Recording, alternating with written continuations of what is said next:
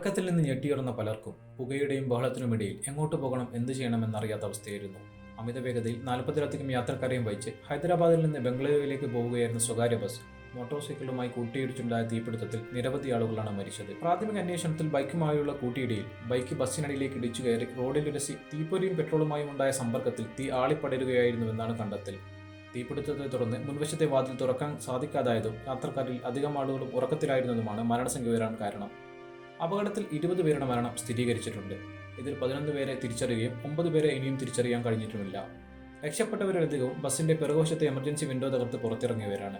Bike യാത്രികരും അപകടത്തിൽ മരണപ്പെട്ടു. രക്ഷപ്പെട്ടവരിൽ 15 യാത്രികർ സർക്കാർ ആശുപത്രിയിലും 3 പേർ സ്വകാര്യ ആശുപത്രിയിലും ചികിത്സയിലാണ്. രക്ഷപ്പെട്ടവരിൽ ഭൂരിഭാഗവും 25-നും 35-നും ഇടയിൽ പ്രായമുള്ളവരാണ്. 2 കുട്ടികളും ഡ്രൈവറും സഹഡ്രൈവറും ക്ലീനറും അപകടത്തിൽ നിന്ന് രക്ഷപ്പെട്ടു. ബസ് ജീവനക്കാർ സംഭവസ്ഥലത്ത് നിന്ന് ഓടി രക്ഷപ്പെട്ടതായാണ് റിപ്പോർട്ട്. ബസ്സിൽ മതിയായ അഗ്നിസുരക്ഷാ ഉപകരണങ്ങൾ ഉണ്ടായിരുന്നില്ലെന്നും കണ്ടെത്തിയിട്ടുണ്ട്.